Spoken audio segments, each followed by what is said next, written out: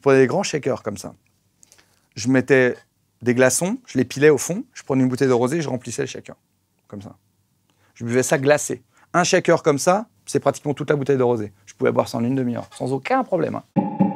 Je pense que j'ai toujours été alcoolique. Je pouvais boire toute la nuit, le lendemain à 9h, me lever et reboire. Ou alors me lever et aller courir. C'était au choix, selon ce que j'avais décidé. Ce qui sont quand même deux projets totalement différents, qui ne te lancent pas la journée de la même manière. J'ai pas encore mis de diagnostic dessus. Tout ce que je sais, c'est que ça va mal dans ma tête, par contre. Je suis convaincu que si un jour ça marche pour moi, ça va résoudre les problèmes que j'ai dans ma tête. Et puis un jour, j'ai du succès. Et là, j'attends que ça passe, du coup. Et ça passe pas.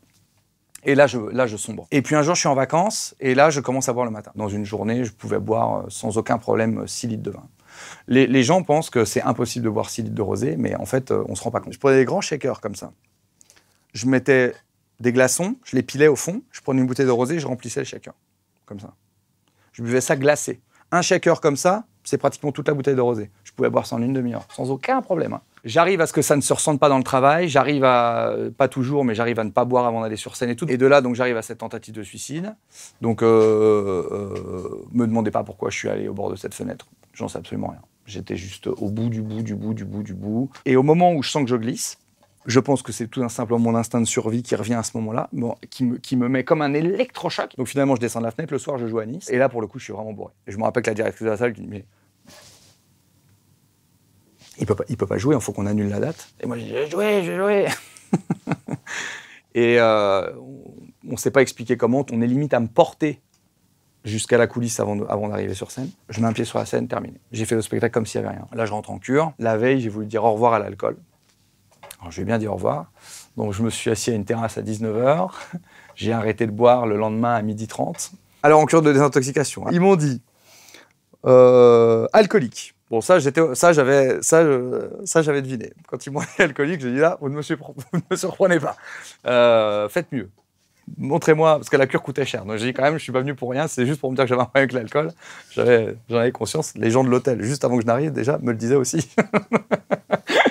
Donc, alcoolique, j'ai un trouble de l'attention avec hyperactivité.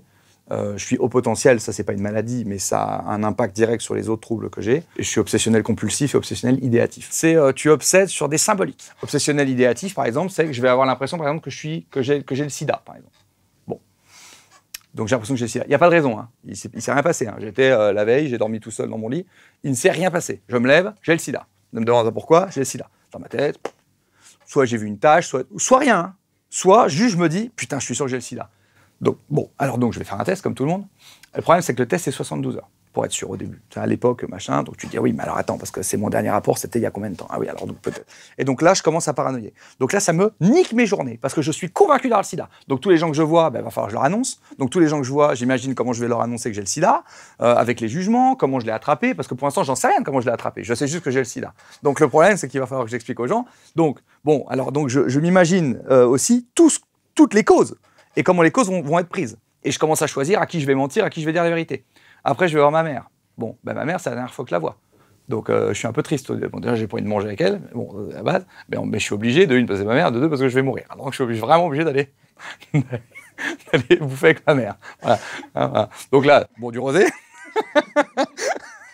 Parce que bon, déjà je bouffe avec ma mère, en plus j'ai le sida, j'ai quand même le droit de boire 4-5 rosés. Bon, et à la fin du repas, j'ai des images de moi qui fait 18 kilos dans un lit en train de mourir avec ma mère qui me tient la main. Et ça, c'est moins drôle. Et c'est que ça, tout le temps. Et je passe à un feu rouge et je vais imaginer, je vais me dire, bah, tiens, il y a un hôpital derrière le feu rouge. Eh bien, la lumière du feu rouge se réfléchit sur mon visage et je me dis, il y a d'autres gens qui sont morts du sida, qui ont déjà eu la lumière de ce feu rouge sur mon visage avant d'aller à l'hôpital. Et tu multiplies ça par tout. La musique, bon, s'il y a Freddie Mercury à la radio, je suis mort. Voilà.